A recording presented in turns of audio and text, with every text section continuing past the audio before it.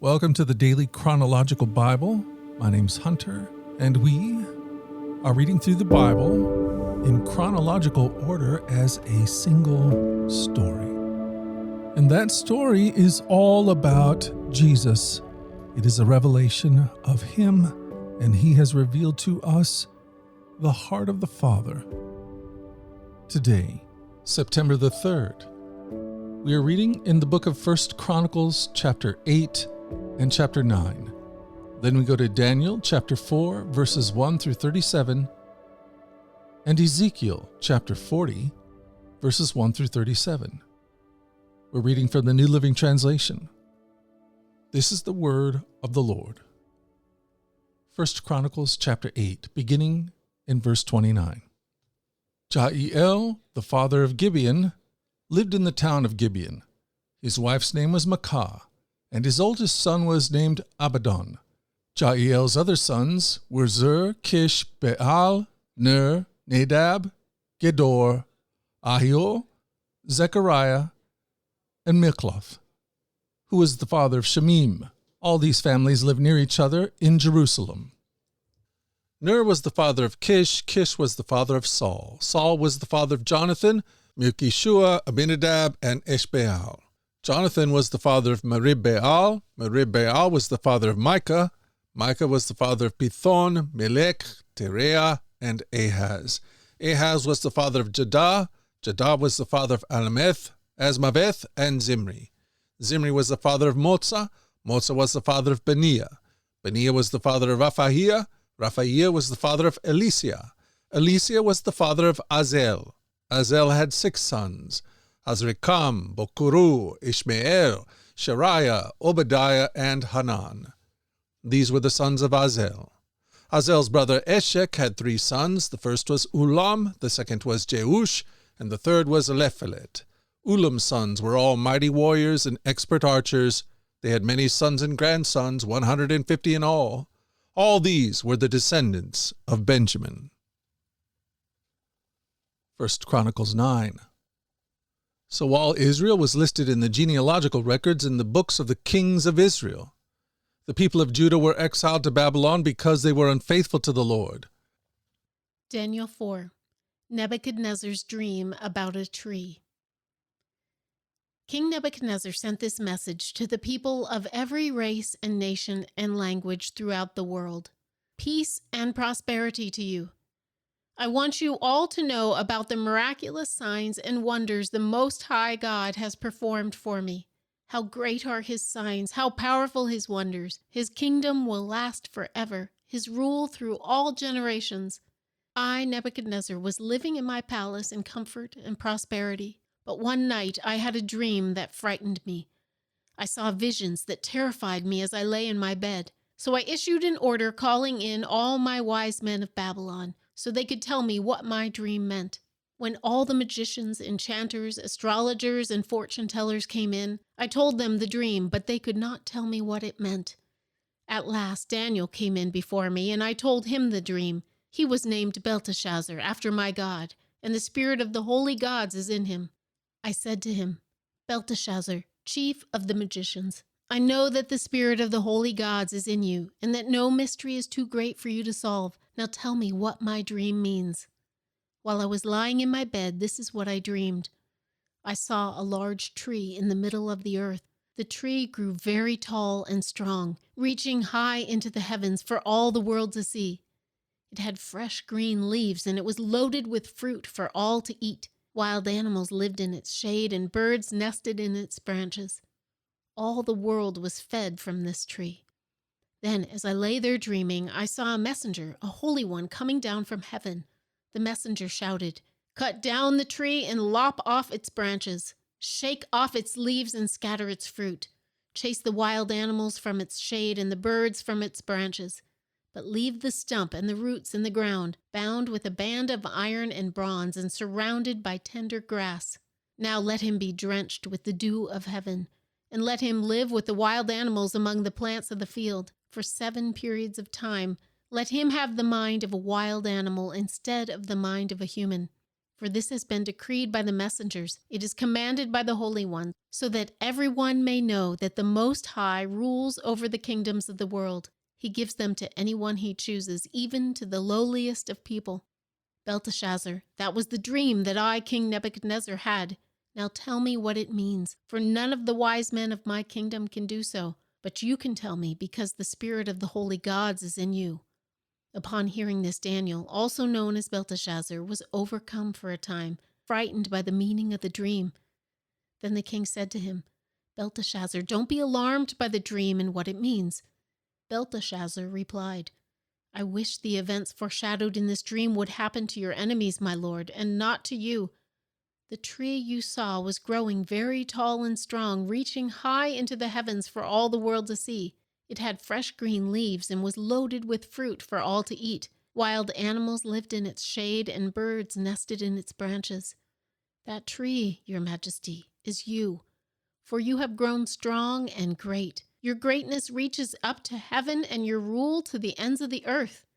Then you saw a messenger, a holy one, coming down from heaven and saying, "Cut down the tree and destroy it, but leave the stump and the roots in the ground, bound with a band of iron and bronze and surrounded by tender grass.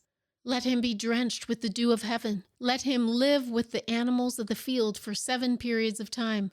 This is what the dream means, your majesty, and what the Most High has declared will happen to my lord the king. You will be driven from human society, and you will live in the fields with the wild animals. You will eat grass like a cow, and you will be drenched with the dew of heaven. 7 periods of time will pass while you live this way, until you learn that the Most High rules over the kingdoms of the world and gives them to anyone he chooses. But the stump and roots of the tree were left in the ground. This means that you will receive your kingdom back again when you have learned that heaven rules. King Nebuchadnezzar, please accept my advice. Stop sinning and do what is right. Break from your wicked past and be merciful to the poor. Perhaps then you will continue to prosper. But all these things did happen to King Nebuchadnezzar. 12 months later, he was taking a walk on the flat roof of the royal palace in Babylon. As he looked out across the city, he said, "Look at this great city of Babylon. By my own mighty power, I have built this beautiful city as my royal residence to display my majestic splendor." While these words were still in his mouth, a voice called down from heaven, "O King Nebuchadnezzar, this message is for you. You are no longer ruler of this kingdom. You will be driven from human society. You will live in the fields with wild animals, and you will eat grass like a cow. 7 periods of time will pass while you live this way, until you learn that the Most High rules over the kingdoms of the world and gives them to anyone he chooses." That same hour, the judgment was fulfilled, and Nebuchadnezzar was driven from human society. He ate grass like a cow, and he was drenched with the dew of heaven. He lived this way until his hair was as long as eagle's feathers, and his nails were like birds' claws. After this time had passed, I, Nebuchadnezzar, looked up to heaven. My sanity returned, and I praised and worshipped the Most High, and honored the one who lives forever. His rule is everlasting, and his kingdom is eternal. All the people of the earth are nothing compared to him. He does as he pleases among the angels of heaven and among the people of the earth. No one can stop him or say to him, "What do you mean by doing these things?" When my sanity returned to me, so did my honor and glory and kingdom. My advisors and nobles sought me out, and I was restored as head of my kingdom with even greater honor than before.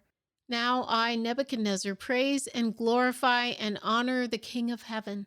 All his acts are just and true, and he is able to humble the proud. Ezekiel 40. On April 28th, during the 25th year of our captivity, 14 years after the fall of Jerusalem, the Lord took hold of me. In a vision from God, he took me to the land of Israel and set me down on a very high mountain. From there, I could see toward the south what appeared to be a city. As he brought me near, I saw a man whose face shone like bronze standing beside a gateway entrance. He was holding in his hand a linen measuring cord and a measuring rod. He said to me, "Son of man, watch and listen. Pay close attention to everything I show you. "You have been brought here so I can show you many things. Then you will return to the people of Israel and tell them everything you have seen." I could see a wall completely surrounding the temple area. The man took a measuring rod that was 10.5 feet long and measured the wall, and the wall was 10.5 feet thick and 10.5 feet high. Then he went over to the eastern gateway. He climbed the steps and measured the threshold of the gateway. It was 10.5 feet front to back. There were guard alcoves on each side built into the gateway passage. Each of these alcoves was 10.5 feet square, with a distance between them of 8.75 feet along the passage wall. The gateway's inner threshold, which led to the entry room at the inner end of the gateway passage, was 10.5 feet front to back. He also measured the entry room of the gateway. It was 14 feet across, with supporting columns 3.5 feet thick. This entry room was at the inner end of the gateway structure facing toward the temple. There were 3 guard alcoves on each side of the gateway passage. Each had the same measurements, and the dividing walls separating them were also identical. The man measured the gateway entrance, which was 17.5 feet wide at the opening and 22.75 feet wide at the gateway passage. In front of each of the guard alcoves was a 21-inch curb. The alcoves themselves were 10.5 feet on each side. Then he measured the entire width of the gateway, measuring the distance between the back walls of facing guard alcoves. This distance was 43.75 feet. He measured the dividing walls all along the inside of the gateway up to the entry room of the gateway. This distance was 105 feet. The full length of the gateway passage was 87.5 feet from one end to the other. There were recessed windows that narrowed inward through the walls of the guard alcoves and their dividing walls. There were also windows in the entry rooms. The surface of the dividing walls were decorated with carved palm trees. Then the man brought me through the gateway into the outer courtyard of the temple. A stone pavement ran along the walls of the courtyard, and 30 rooms were built against the walls, opening into the pavement. This pavement flanked the gates and extended out from the walls into the courtyard the same distance as the gateway entrance. This was the lower pavement. Then the man measured across the temple's outer courtyard between the outer and inner gateways. The distance was 175 feet. The man measured the gateway on the north just like the one on the east. Here, too, there were 3 guard alcoves on each side, with dividing walls and an entry room. All the measurements matched those of the east gateway. The gateway passage was 87.5 feet long and 43.75 feet wide between the back walls of the facing guard alcoves. The windows, the entry room, and the palm tree decorations were identical to those on the east gateway. There were 7 steps leading up to the gateway entrance, and the entry room was at the inner end of the gateway passage, here on the north side just as on the east. There was another gateway leading to the temple's inner courtyard directly opposite this outer gateway. The distance between the 2 gateways was 175 feet. Then the man took me around to the south gateway and measured its various parts, and they were exactly the same as the others. It had windows along the walls as the others did, and there was an entry room where the gateway passage opened into the outer courtyard. And like the others, the gateway passage was 87.5 feet long and 43.75 feet wide between the back walls of facing guard alcoves. This gateway also had a stairway of 7 steps leading up to it, and an entry room at the inner end, and palm tree decorations along the dividing walls. And here again, directly opposite the outer gateway, was another gateway that led into the inner courtyard. The distance between the 2 gateways was 175 feet. Then the man took me to the south gateway leading into the inner courtyard. He measured it, and it had the same measurements as the other gateways. Its guard alcoves, dividing walls, and entry room were the same size as those in the others. It also had windows along its walls and in the entry room, and like the others, the gateway passage was 87.5 feet long and 43.75 feet wide. The entry rooms of the gateways leading into the inner courtyard were 14 feet across and 43.75 feet wide. The entry room to the south gateway faced into the inner courtyard. It had palm tree decorations on its columns, and there were 8 steps leading to the entrance. Then he took me to the east gateway leading to the inner courtyard. He measured it, and it had the same measurements as the other gateways. Its guard alcoves, dividing walls, and entry rooms were the same size as those of the others, and there were windows along the walls and in the entry room. The gateway passage measured 87.5 feet long and 43.75 feet wide. Its entry room faced into the outer courtyard. It had palm tree decorations on its columns, and there were 8 steps leading to its entrance.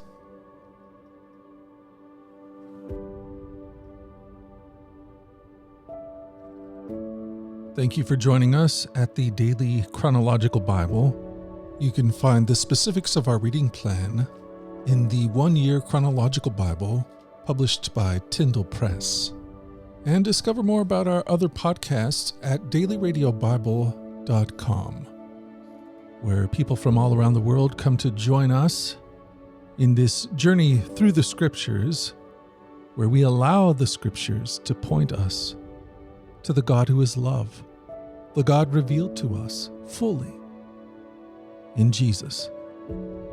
Again, that website is dailyradiobible.com. Subscribe or follow wherever you get your podcasts.